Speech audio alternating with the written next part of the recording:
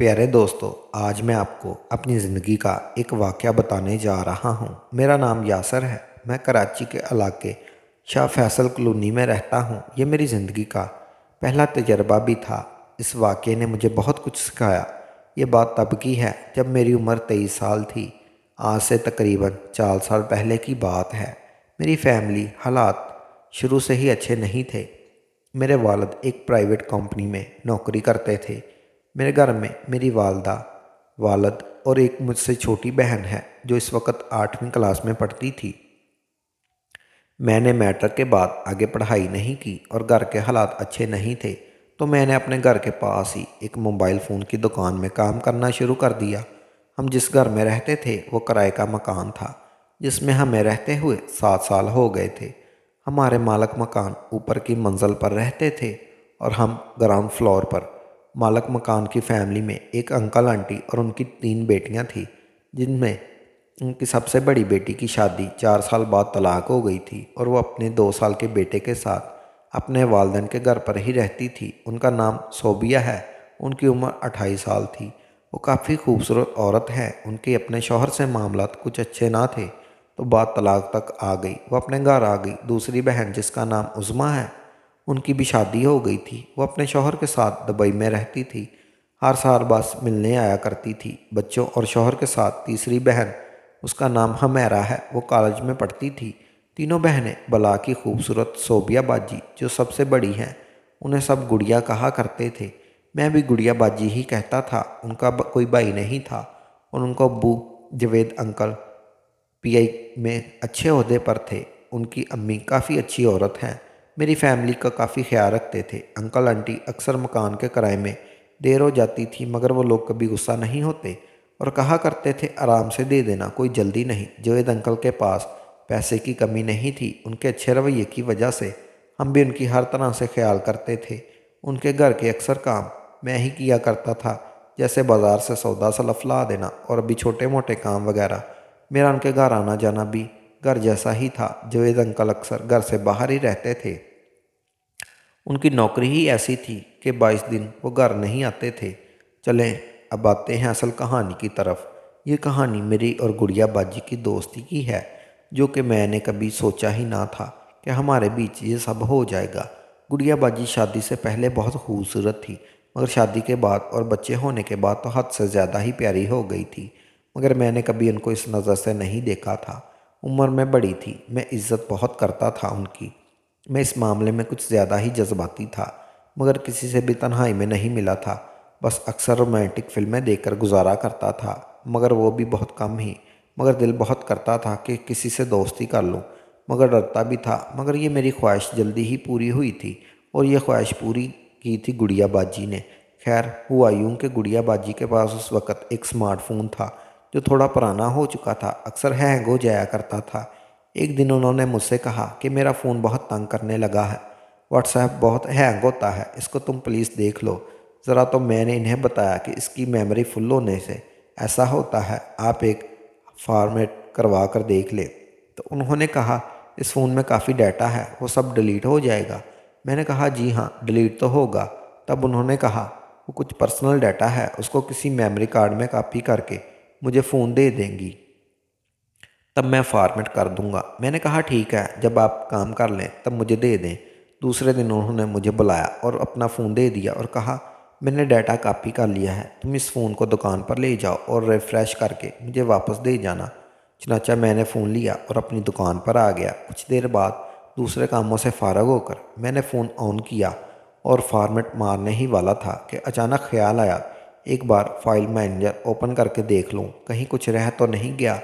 उसी दौरान मेरी नज़र व्हाट्सएप फ़ोल्डर पर पड़ी, जिसमें काफ़ी डाटा मौजूद था। जब मैंने सेंड आइटम के फ़ोल्डर को ओपन किया तो उसमें बहुत सारी तस्वीरें मौजूद थीं। उन तस्वीरों को देखकर मैं एकदम हक्का बक्का रह गया। उसमें ज़्यादातर गुड़िया बाजी की वैसी तस्वीरें थीं जो उन्होंने किसी को भेजी थी, और सी वाले फ़ोल्डर में भी कुछ तस्वीरें थीं जो उनके एक कज़न की थी, जिसको मैं भी जानता था। उसका नाम फराज था। वो कुवैत में रहता था और पहले से शादीशुदा था और बच्चों वाला था, मगर उसने गुड़िया बाजी को अपनी तस्वीरें भेजी हुई थी। ये सब कर देखकर मैंने जल्दी से तमाम तस्वीरें अपने पेन ड्राइव में सेव कर लीं।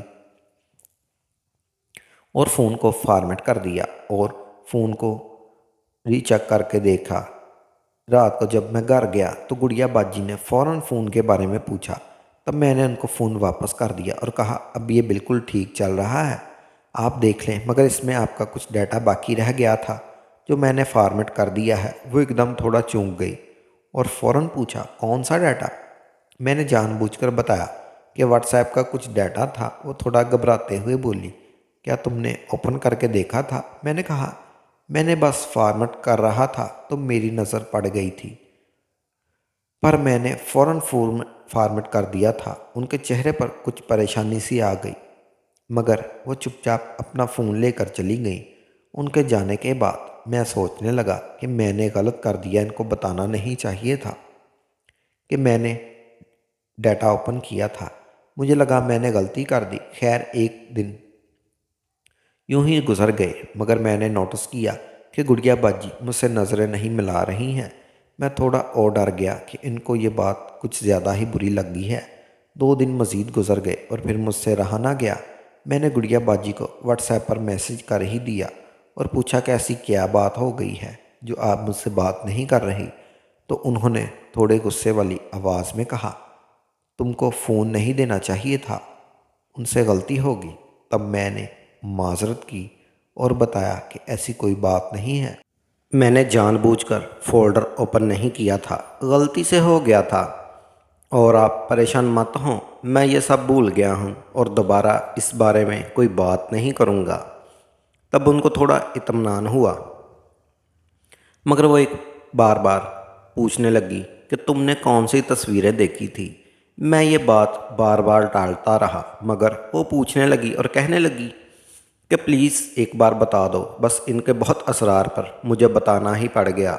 मैं आपकी और फराज भाई की वैसी तस्वीरें देखी थी। ये सुनते ही वो थोड़ा हिल गई। उसके बाद उनका कोई मैसेज नहीं आया और मैं काफ़ी देर तक इंतज़ार करता रहा और फिर दूसरे कामों में मसरूफ़ हो गया। उसी रात मैं अपने बिस्तर पर लेटा हुआ था। रात के 12 बज चुके थे और नींद नहीं आ रही थी। अचानक मेरे फ़ोन पर मैसेज आया, देखा तो मैसेज गुड़िया बाजी का था। गुड़िया बाजी, हेलो यासर, कैसे हो? जी जी बाजी, मैं ठीक हूँ, आप बताएं, खैरियत? इतनी रात में मैसेज किया, सब ठीक है ना? गुड़िया बाजी, हाँ सब ठीक है, बस ऐसे ही नींद नहीं आ रही थी, थोड़ी परेशान हूँ मैं क्या बात है, मुझे बताए बाजी। गुड़िया बाजी, यासर, मुझे तुम्हारी इस हरकत से बहुत बुरा लगा। तुमको ऐसा नहीं करना चाहिए था, मेरे प्राइवेट पिक्स नहीं देखनी चाहिए थी। मुझे इस बात से बहुत तकलीफ़ हो रही है। तुम मेरे छोटे भाई की तरह हो, तुमने अच्छा नहीं किया मेरे साथ। गुड़िया बाजी, प्लीज़ मुझे माफ़ कर दें, मैंने ऐसा जानबूझकर नहीं किया, क्या गलती से हो गया, मगर मुझे अंदाज़ा होता ऐसा कुछ होगा तो मैं फ़ोल्डर हरगिज़ ओपन नहीं करता। प्लीज़ मुझे माफ़ कर दें, ये बात मेरे और आपके बीच रहेगी और कभी किसी से जिक्र नहीं करूँगा। गुड़िया बाजी, मैं तुम पर कैसे भरोसा कर लूँ? तुम बच्चे हो, किसी से मजाक में भी कह देता तो मैं बदनाम हो जाऊँगी। ऐसा कभी नहीं होगा, आप मुझ पर भरोसा रखें। गुड़िया बाजी, ठीक है, मैं तुम पर भरोसा कर रही हूँ, मगर एक बात अपनी अम्मी की कसम खा कर बताओ, तुमने मेरी कोई भी पिक्स कहीं और तो सेव नहीं की ना? मैं थोड़ा डर गया, फिर अपनी अम्मी की झूठी कसम खा ली और कहा, नहीं, मैंने ऐसा कुछ नहीं किया। गुड़िया बाजी, अच्छा ठीक है, बस अब मेरी टेंशन कम हो गई, जो कुछ हुआ सब भूल जाना तुम प्लीज़।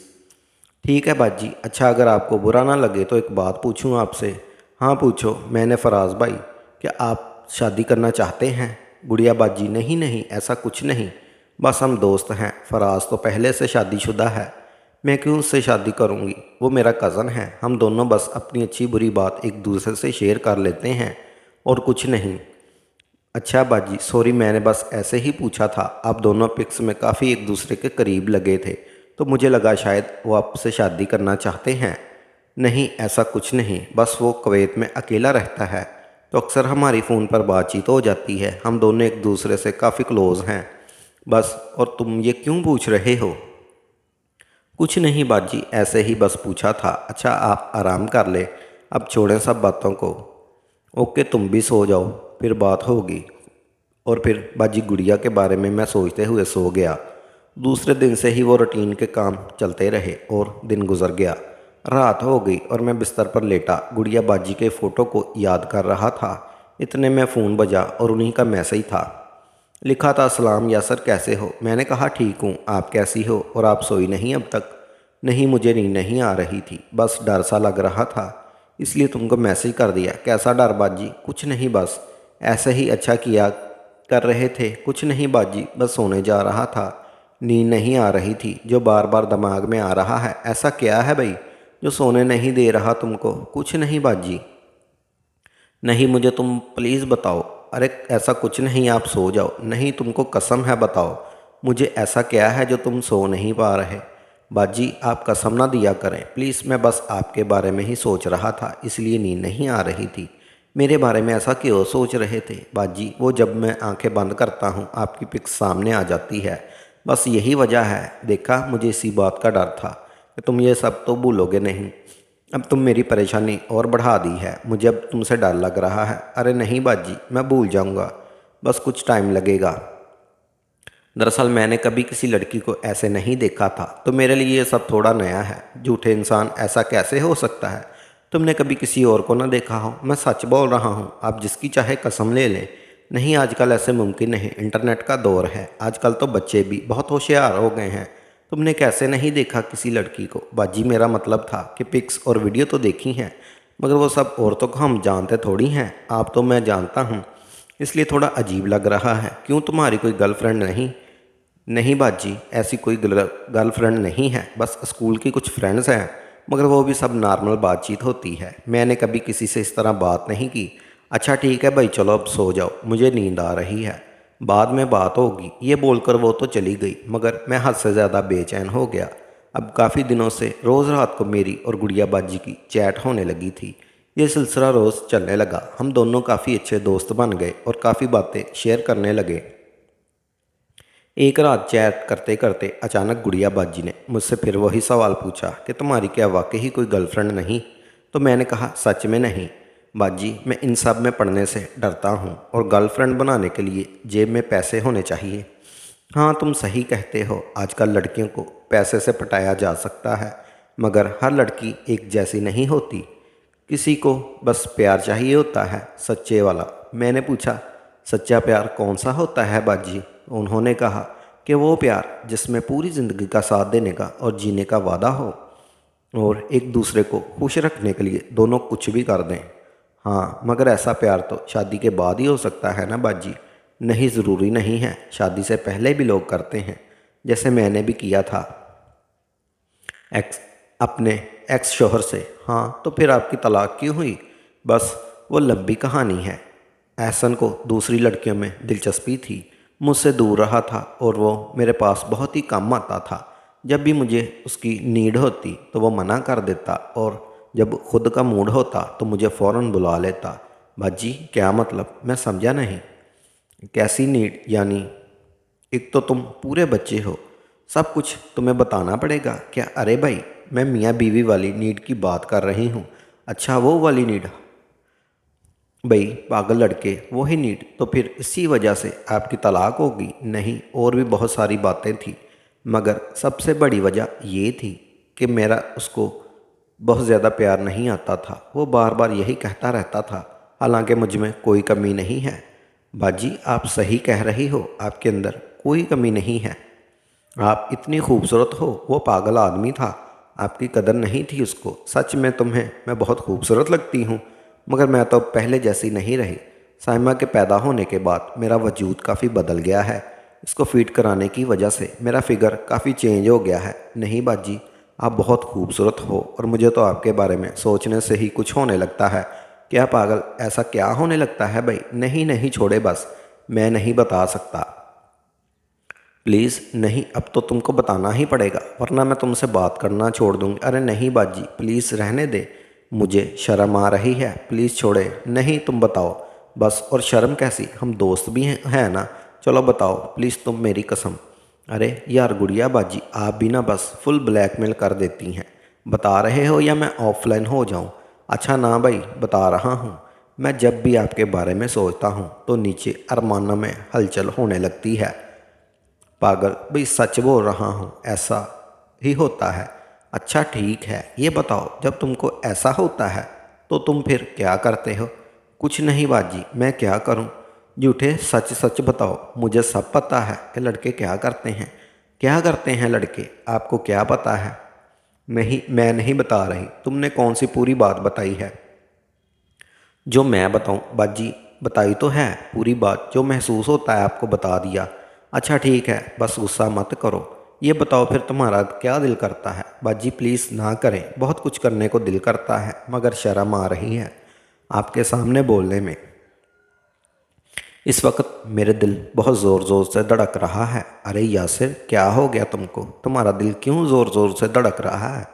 बाजी, जब खुशी होती है तो दिल ज़ोर से धड़कने लगता है।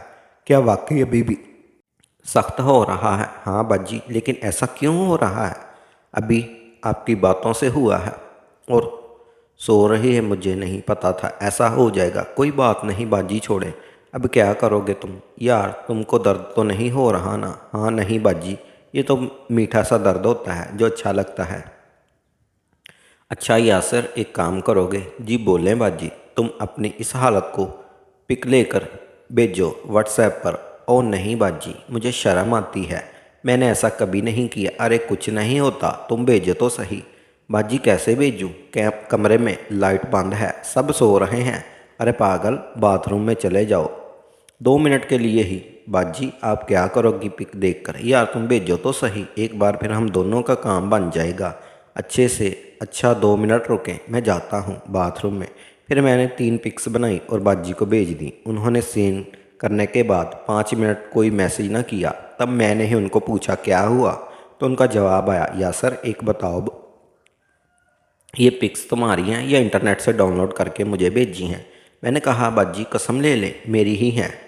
झूठ क्यों बोलोगा? नहीं, मुझे यकीन नहीं हो रहा कि ये तुम्हारी हैं। यार बाजी आपकी कसम मेरी ही हैं। यार तुमने तो इतना छोटे हो, फिर तुम इतने स्ट्रांग कैसे? तुमने तो मुझे दिखाकर मेरी हालत ही ख़राब कर दी। अब तुम कुछ करो प्लीज़, वरना मैं पागल हो जाऊंगा। ठीक है, तुम जल्दी एक काम करो, ऊपर आओ सीढ़ियों के पास। बाजी ऊपर कैसे आऊँ? कोई देख ना ले इस वक्त? नहीं, कोई नहीं देखेगा। अबू ड्यूटी पर हैं, अम्मी दवाई खाकर गहरी नींद में है और हमेरा भी बेखबर सो रही है। बस तुम नीचे अपनी तरफ देखकर आ जाओ जल्दी प्लीज़। अच्छा बाजी, मैं 5 मिनट आता हूँ। जब उसने मुझे ऊपर आने का कहा तो मैं खुशी से पागल हो गया। खैर मैं जल्दी से चुपचाप दबे कदमों से निकलकर सीढ़ियों की तरफ बढ़ा।